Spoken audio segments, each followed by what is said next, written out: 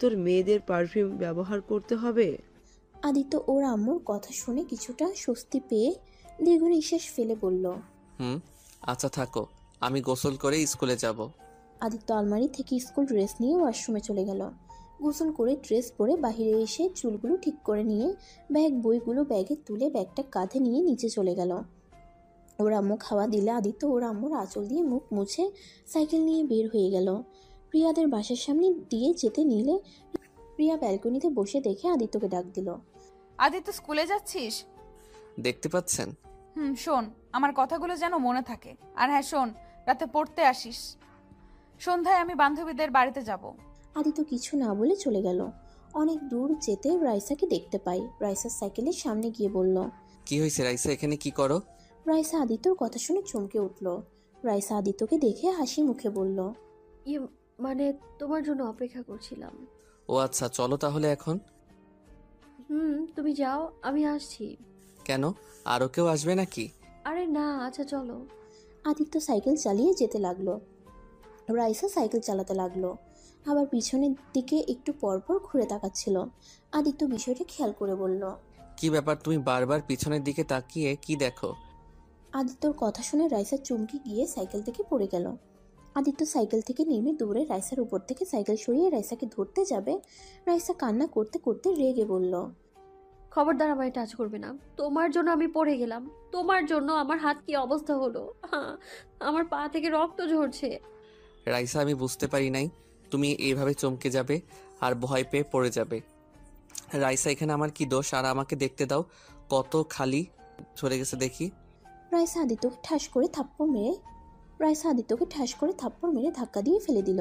আর রোডের উপরে পড়ে যাওয়ায় আদিত্যর হাতও ছিঁড়ে গিয়ে রক্ত পড়তে লাগলো। আদিত্য নিজের দিকে খেয়াল না করে রাইসার দিকে গিয়ে বলল। রাইসা, আমার ভুল হয়েছে, ক্ষমা করে দাও প্লিজ। দেখি না রাইসা রক্ত পড়ছে তো।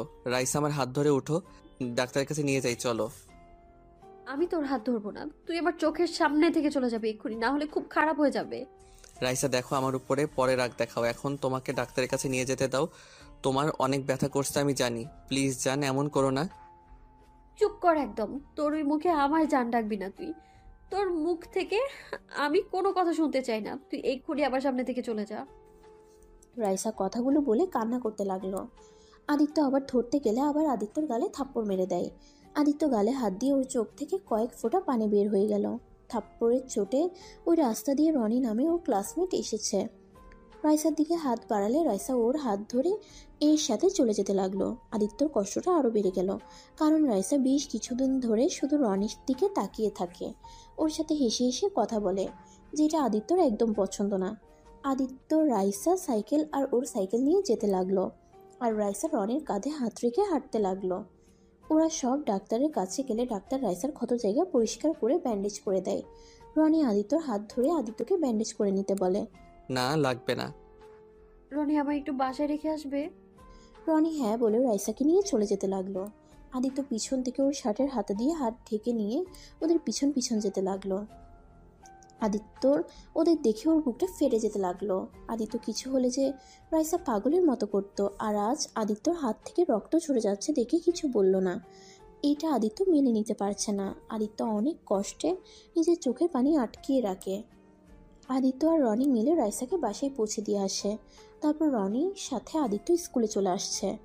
সবাই আদিত্যর গাল দেখে জিজ্ঞেস করতে থাকে ওর গালে কি হয়েছে, কে ওকে মারছে, আর ওর শার্টের সাথে এত রক্ত কেন। আদিত্য কাউকে কিছু বলে না।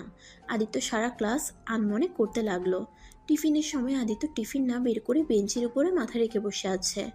আদিত্যর বন্ধুরা সবাই ওকে খেলার জন্য ডাকলে আদিত্য না করে দেয়। টিফিন শেষ হয়ে গেলে আদিত্য পুরো ক্লাস করে 4টার দিকে বাসায় চলে যায়। ওর আম্মু ওর শার্টে রক্ত দেখে বলল। আদিত্য হাতে কি হয়েছে? শার্টের সাথে রক্ত কেন? আদিত্যর আম্মু ওকে কাছে টেনে বসিয়ে ওর শার্টের হাতা গুছিয়ে দেখে হাত ছিঁড়ে গেছে। এটা কিভাবে হলো? আর বাসায় এসে চুরের মতো উপরে চলে যাচ্ছিলি? আম্মু, হাতটা ছাড়ো, রুমে যাব। চুপচাপ বসে থাক। আদিত্য ওর আম্মুর থেকে নিজেকে ছাড়িয়ে নিয়ে রুমে চলে গেল। আর আদিত্যর আম্মু হাতে ফার্স্ট এড বক্স নিয়ে আদিত্য রুমে চলে গেল। আদিত্য ওয়াশরুমে চলে যায়। ওয়াশরুমে গিয়ে আদিত্য কান্না করতে লাগলো।